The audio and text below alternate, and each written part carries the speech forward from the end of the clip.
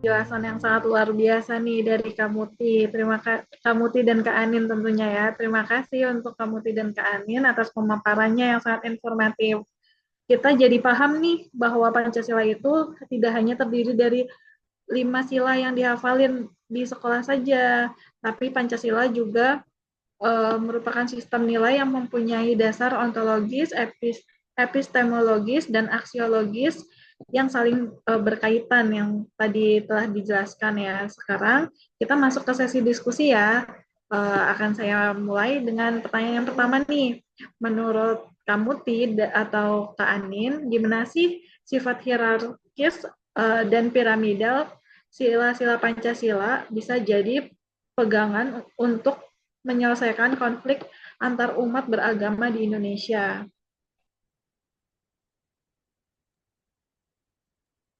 Oke, pertanyaannya cukup bagus. Eh, jadi kenapa sifat hierarkis dan piramidal ya menjadi gimana bisa jadi pegangan untuk menyelesaikan konflik? Seperti yang udah dijelasin tadi, kan antara satu sila dengan sila yang lainnya itu kan saling berhubungan ya antara satu sama lain. Jadi yang paling utama itu kan selalu mengacu pada sila pertama tentunya ya ketuhanan yang Maha Esa. Nah, gimana cara itu bisa nyelesainnya? Ya balik lagi kan ketuhanan yang Maha Esa itu kan melandaskan keseluruhan gitu. Jadi lagi-lagi kita akan balik ke sila pertama itu, mau gimana pun ada konflik yang terjadi, pasti itu kan bisa diselesaikan secara kemanusiaan, persatuan, terus juga dengan menghargai keyakinan-keyakinan. Karena kan tentunya setiap agama itu kan pasti akan selalu mengajarkan yang baik, yang benar gitu. Jadi mau bagaimanapun juga, karena si Pancasila ini kan bersifatnya tadi hierarkis dan piramidal, itu apapun konfliknya akan selalu yang menjadi landasan itu adalah ketuhanan yang Maha Esa. Oke, setuju banget nih kalau semua pihak sadar bahwa sila pertama jadi pondasi untuk kemanusiaan, persatuan, dan keadilan, penyelesaian konflik bisa lebih damai ya, Kak. Iya, betul. Kita lanjut lagi ke pertanyaan kedua nih. Menurut Kakak, apa sih hubungannya antara dasar ontologis Pancasila sama masalah intoleransi yang masih sering terjadi di masyarakat kita nih? Terus gimana juga caranya untuk mengatasi menggunakan dasar-dasar Pancasila ini gitu? Mengenai masalah intoleran ya. Jadi kan manusia itu sejatinya kan bukan makhluk individual aja ya, dia juga makhluk sosial. Dan sekaligus pasti manusia itu em, memeluk agamanya. Jadi dia makhluk yang memiliki Tuhan sebagai pedoman hidupnya ya. Jadi di mata di mata mau manusia maupun Tuhannya, manusia itu punya derajat yang sama, punya hak yang sama, punya martabat yang sama. Jadi kalau misalnya intoleransi itu pasti jelas menabrak menabrak prinsip Pancasila ya. Yang pertama kan ada ketuhanan yang Maha Esa, lalu ada kemanusiaan yang adil dan beradab, persatuan Indonesia dan selanjutnya ya. Dan kemanusiaan yang adil dan beradab tentu saja pasti kita berpikir untuk tidak mungkin menintoleran seseorang hanya karena seseorang itu berbeda. Kita juga punya adab ya, seperti yang pernah kemarin kita bahas. Jadi cara ngatasinnya ya pasti dalam berkehidupan berbangsa dan bernegara harus memahami lah nilai-nilai kemanusiaan dan keutuhan secara seimbang. Lalu pendidikannya juga ditingkatkan, adabnya mereka.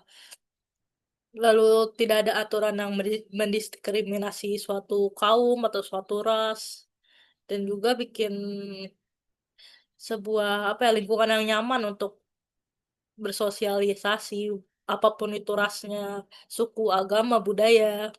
Jadi dibuat lingkungan yang tidak berkelompok-kelompok seperti pada dasarnya di Pancasila. Seperti itu menurutku. Oke, baik. Jadi kalau kita sadar, kalau kita semua sadar bahwa kita itu makhluk setara sebagai makhluk Tuhan gitu ya, pasti intoleransi itu nggak akan terjadi gitu ya Kak. Kuncinya kan kita paham etika gitu ya, pentingnya pendidikan gitu ya Kak Anin. Iya, seperti itu. Oke, terima kasih. Kemudian kita lanjut lagi nih untuk pertanyaan ketiga.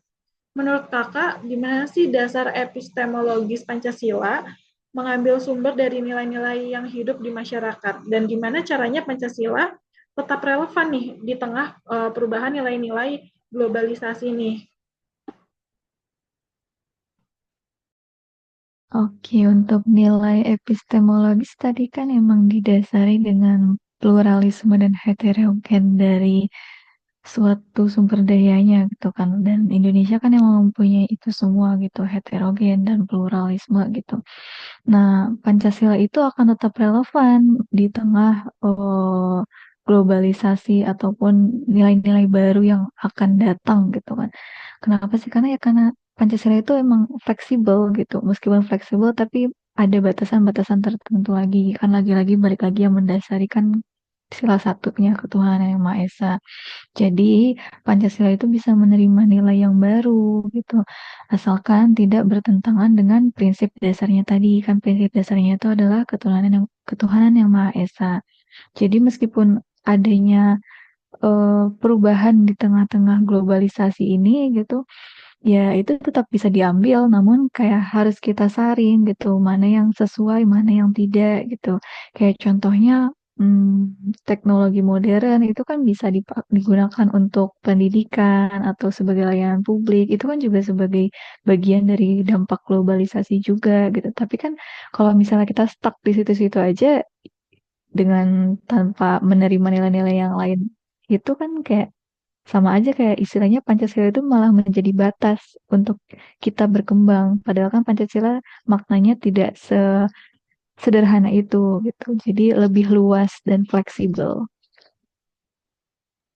Oke, berarti Pancasila itu luas gitu ya Kak, bisa eh, kita gunakan gitu, tetapi tetap mempunyai batasan gitu ya Kak. Jadi kita ngambil sisi positifnya tanpa memberikan dampak negatif gitu ya Kak. Iya, betul. Lagi-lagi akan selalu mengacu pada landasan awal, sila pertama. Oke, terima kasih untuk jawaban yang luar biasanya Kak. Kemudian pertanyaan terakhir nih dari aku. Apa sih hubungannya konsep aksiologi Pancasila dengan program pembangunan berkelanjutan atau sustainable development nih di Indonesia, Kak? Aksiologi Pancasila ya, dia kan pada dasarnya kan Pancasila itu terbentuk atas pemikiran ya, yang pasti dibuat dengan nilai-nilai yang ideal untuk kehidupan di Indonesia, yang dirasa bisa di di apa ya, diamalkan di kehidupannya. Nah, dalam pembangunan berkelanjutan ini, menurut aku sih Pancasila itu bisa menjadi pedoman ya, bisa menjadi dasar. Seperti di sila keadilan sosial bagi seluruh rakyat Indonesia kan kayak, misalnya kita ingin membangun tempat ibadah, kita bisa aja membangunnya di mana saja kan. Tapi di kenyataannya kan banyak orang yang dalam tanda kutip itu seperti tidak setuju. Jadi menurut aku kalau misalnya Pancasila itu menjadi dasar dalam sustainable itu pembangunan, pasti kita lihat lagi di sila tersebut. Jadi kita punya hak yang setara, kita punya Tuhan, walaupun Tuhan kita berbeda, tapi hak kita setara di Indonesia. Jadi kita tidak bisa asal berpendapat yang tidak-tidak. Jadi untuk apa ya, pembangunan berkelanjutan ini, Pancasila itu menjadi patokan untuk kemajuan teknologi, kesejahteraan rakyat, dan kelestarian alam di Indonesia. Menurut aku seperti itu. Oke, terima kasih untuk jawabannya, Kak. Oke, terima kasih kepada narasumber untuk semua jawaban dan pemaparan materi kita pada malam hari ini yang sangat luar biasa sekali. Eh, Khususnya untuk Kak Anin dan Kak Muti ya pastinya. Dari pembahasan tadi kita bisa belajar nih kalau Pancasila itu bukan hanya sekedar hafalan saja gitu ya.